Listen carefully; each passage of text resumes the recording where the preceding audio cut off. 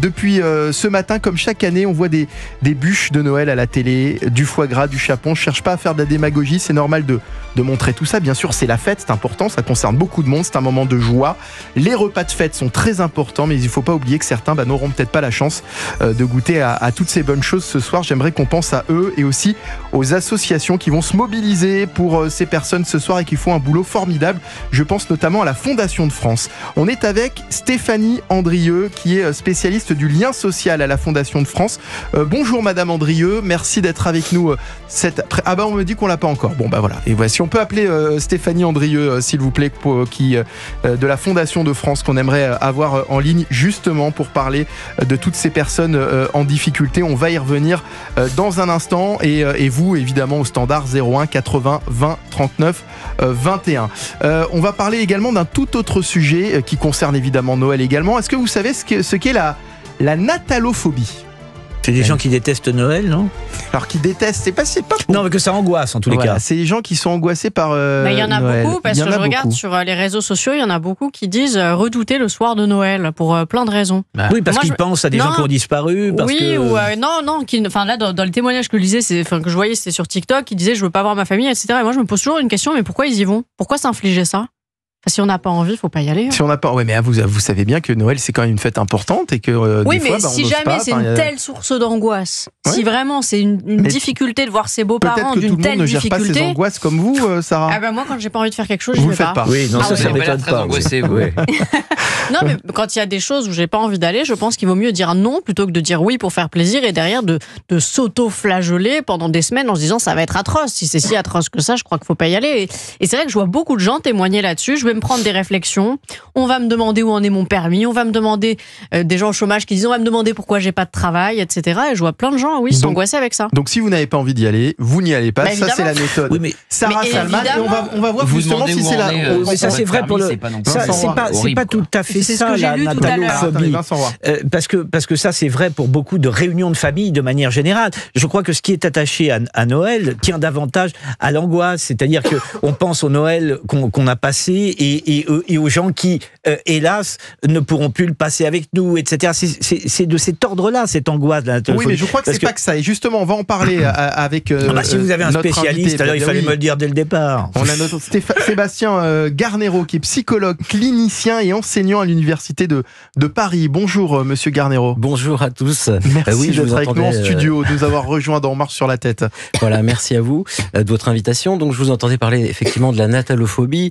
Donc, cette phobie spécifique autour des fêtes de Noël, des fêtes de fin d'année, alors qui conjugue à la fois une phobie très spécifique, qui est la fin de l'année et aussi la nativité, mais aussi des phobies sociales. Et vous en parliez très bien, c'est-à-dire le regard des autres. Et Noël, c'est vraiment cet amplificateur, ce miroir finalement des dynamiques familiales, relationnelles qu'il va y avoir au sein des familles. Chacun va avoir sa place, chacun va reprendre sa place. S'il est plutôt, on va dire, provocateur, il va se mettre dans cette provocation. S'il était plutôt dans un rôle, on va dire, du bon fils ou de la bonne fille, il va le reprendre aussi, cette place-là. Et chacun va avoir cette place-là. Et puis, il y a aussi cette tension, cette idéalisation fantasmée de Noël, c'est-à-dire en gros être performant. Et c'est vrai que notre société, il y a ce culte un peu de la performance, du bonheur, de montrer aussi par comparaison sociale qu'on se sent bien et qu'on a peut-être aussi des capacités à passer un Noël peut-être mieux que les autres. Mais il y a aussi l'autre version, ça peut aussi raviver les blessures du passé chez beaucoup d'entre nous. C'est ce qu'on appelle aussi le syndrome de la chaise vide. Tous ces absents qui n'étaient pas là, tous ces deuils aussi qui sont réactivés parfois.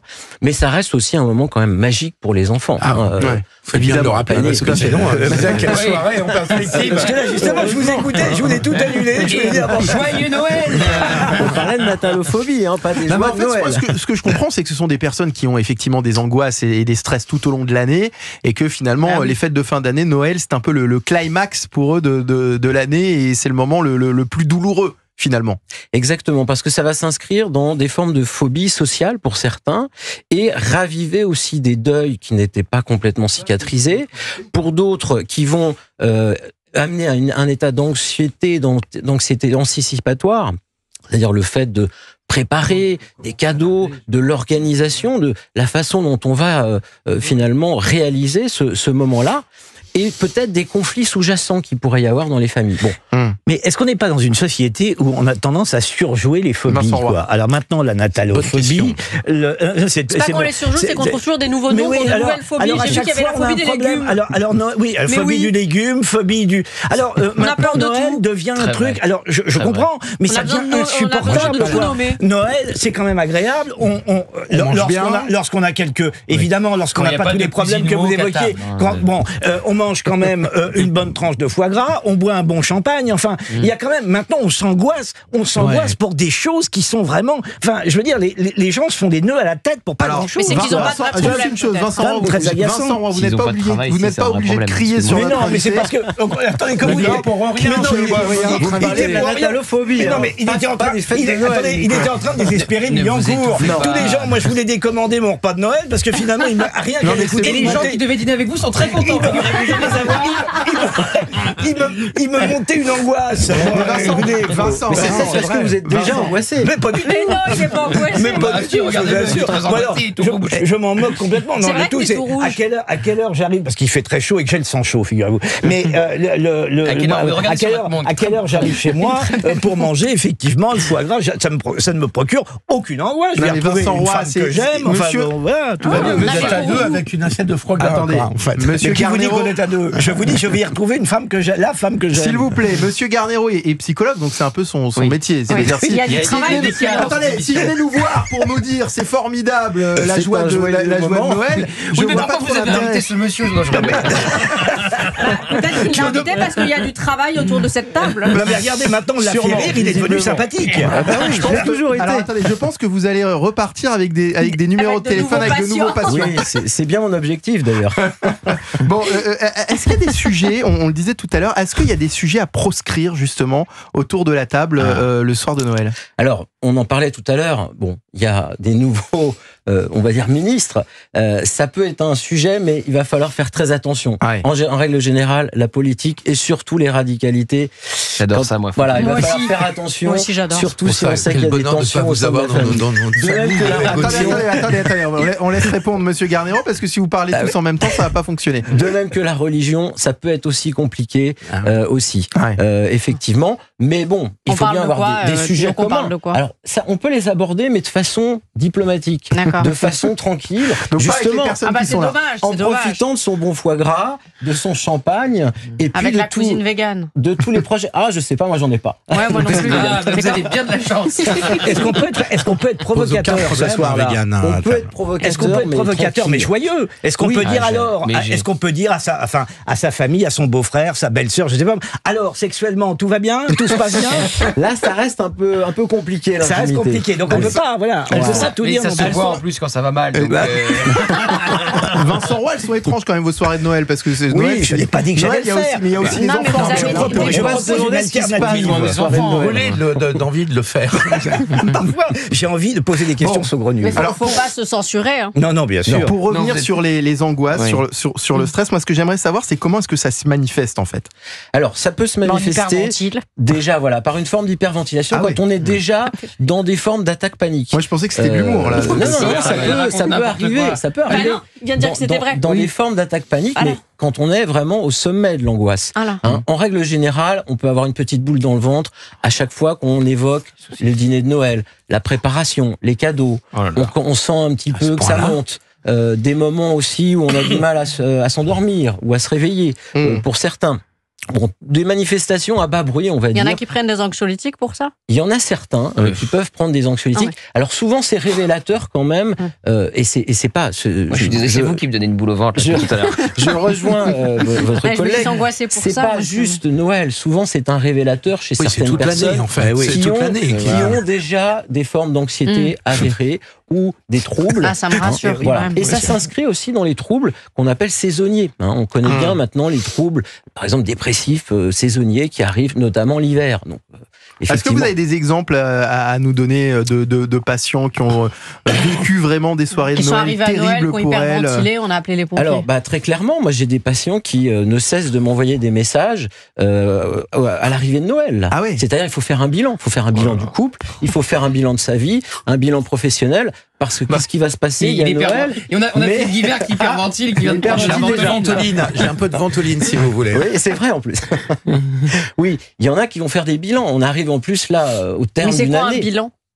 Qui vont aussi se dire mais qu'est-ce qui va se passer après? Il y a cette angoisse de l'après aussi. C'est des gens qui sont angoissés tout le temps à Noël, à Pâques, et à la Trinité. Ils sont angoissés tout le temps. Il y en a qui peuvent. Voilà, ce sont des révélateurs. Pour certains, ça peut être vraiment des phobies très spécifiques, mais qui vont pas aller tellement loin que une légère aversion pour Noël, mais qui vont le faire quand même parce qu'il y a une tradition, parce que voilà, finalement, faut bien se retrouver. Noël, ça peut être aussi le soir des vérités, des fois. Le soir où il y a des choses qui se disent, dont on ne s'attendait absolument pas. Et on découvre des choses. Vous avez des drôles de Noël. On y vient. Vous avez vraiment des Noëls bizarres. Hein. Des psychodrames, non, mais ça arrive. Oui, c'est souvent le soir où on annonce à ses enfants qu'on va divorcer. Ça doit être sympa chez vous. Hein. Alors, c'est l'alcool qui peut favoriser, on n'en parlait pas. Mais effectivement, en général, on va aussi prendre un petit peu plus d'alcool que d'habitude, ce qui va délier les langues pour certains. C'est partie du jeu, ça. Voilà, pour ceux qui ont l'alcool mauvais, Guibert est sur une consommation classique. Ça peut devenir scabreux. Bon, pour les autres, ça sera plutôt un moment agréable. Donc, d'ailleurs, non mais pour la plus grande majorité, rassurez-nous, 90% des gens vont passer un excellent Noël. 10% des gens pendant une demi-heure. Et puis cette année, en plus, il y a une conjonction, on va dire, entre le Noël chrétien et le Noël d'Hanouka. Qui est le même jour. C'est demain. Chrétien et la fête juive de Hanouka. Exactement. Et effectivement, les cadeaux aussi, parce que d'ailleurs c'est valable pour les deux fêtes. Les cadeaux, ça peut être également une source de stress, ça, justement? Ça peut être une source de stress pour savoir quel cadeau. C'est pour tout. Non mais ça va pas arrêter. Mais non, mais c'est pas possible de stresser pour les cadeaux. C'est une question. C'est des gens qui peuvent tenir par la main pour le passage piéton. En fait, c'est pas une question, c'est une question totalement orientée. Michael, qui est en train de prévenir sa femme par message, par radio interposé, en lui disant fais attention, je t'ai donné une liste, respecte bien la liste, ça m'angoisse. C'est trop tard là, Vincent. Mais non, c'est pas trop tard. Il est 17h17. Mais le magasin ferme à 20h. Il reste on peut être angoissé parce que pour les cadeaux. Donc oui, on peut pour certaines personnes. On peut être angoissé pour tout, quoi. Pour tout. Ça serait comment tout ça? Ça serait comment? En venant vous voir. Par des coups. Pas que. En faisant une psychothérapie pour des angoisses. On peut aussi faire de la bibliothérapie. On peut lire aussi par rapport à ces problématiques et ça permet d'évacuer, 10-15%.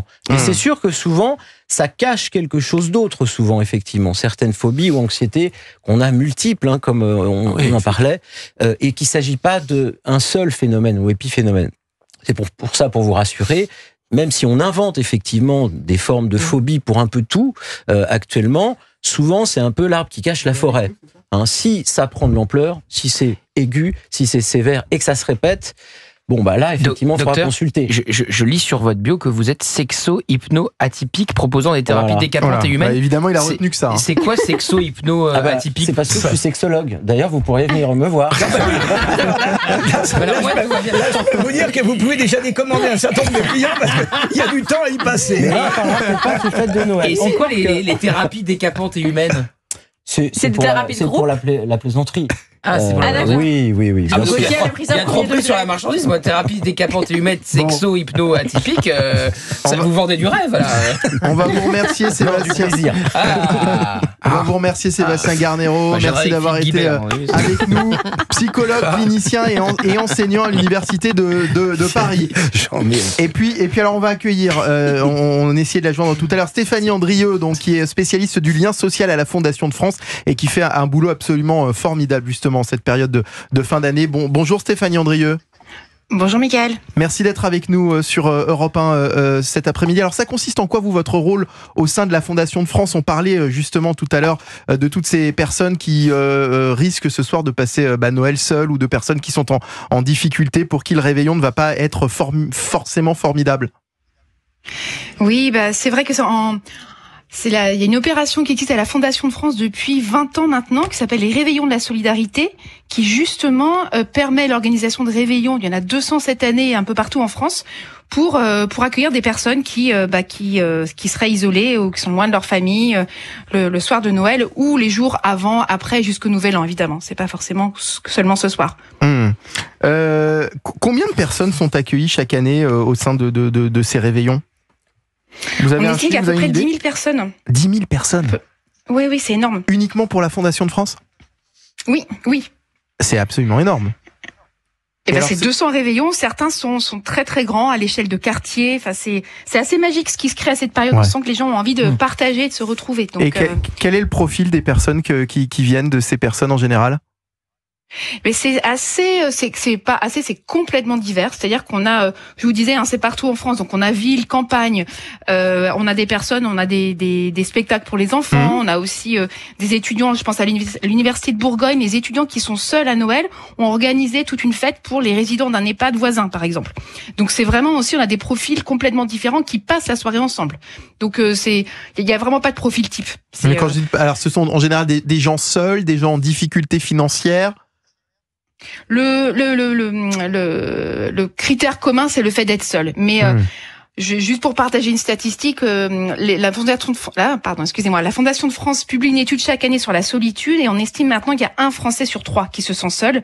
Et c'est un sentiment qui est encore accentué à Noël. Donc c'est pour ça que je vous dis, là, ça peut toucher toute personne.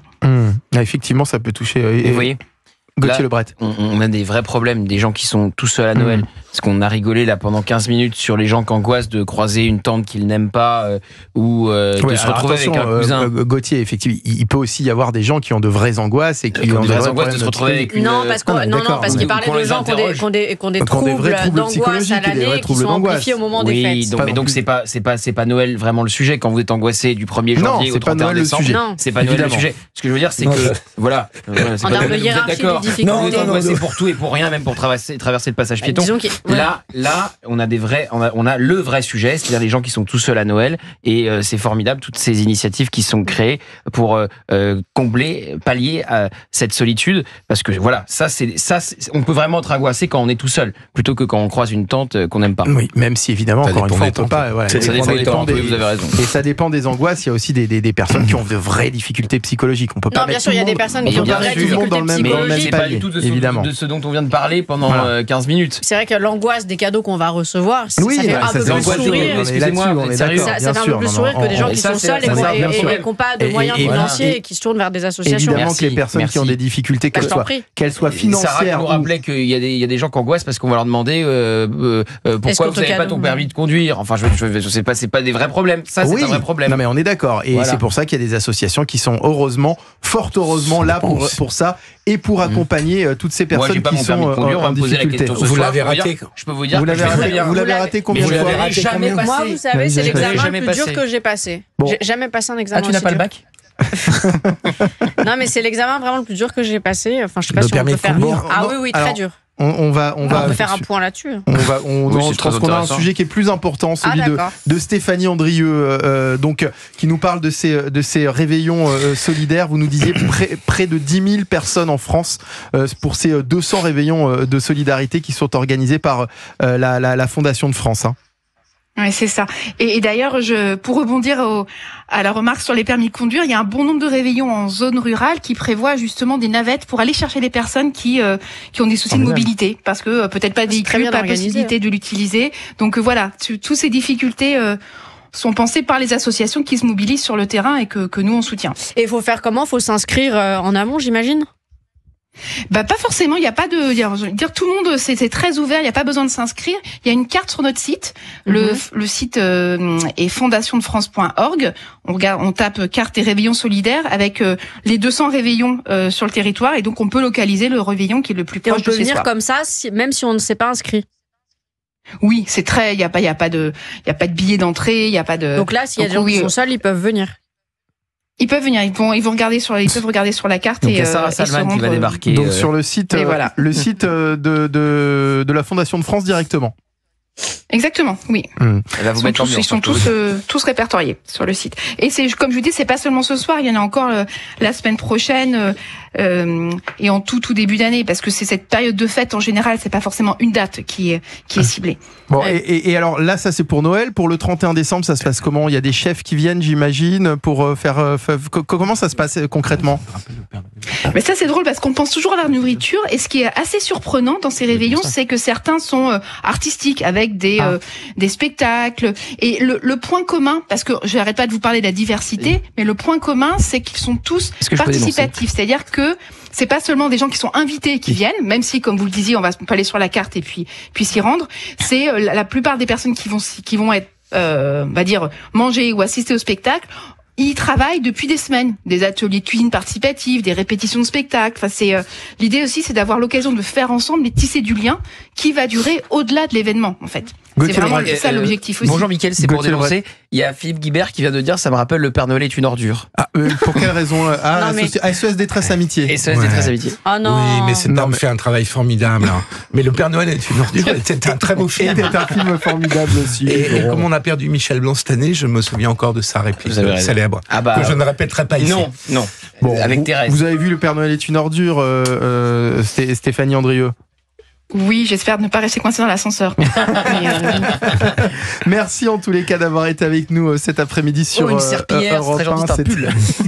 C'était un plaisir de vous avoir, et merci pour ce que vous faites. Un joyeux Noël à vous. Merci à vous, joyeuses fêtes. Joyeuses fêtes à vous. 01 80 20 39 21 si vous souhaitez nous parler justement de votre Noël, ce que vous avez prévu ce soir pour le réveillon. 01 80 20 39 21.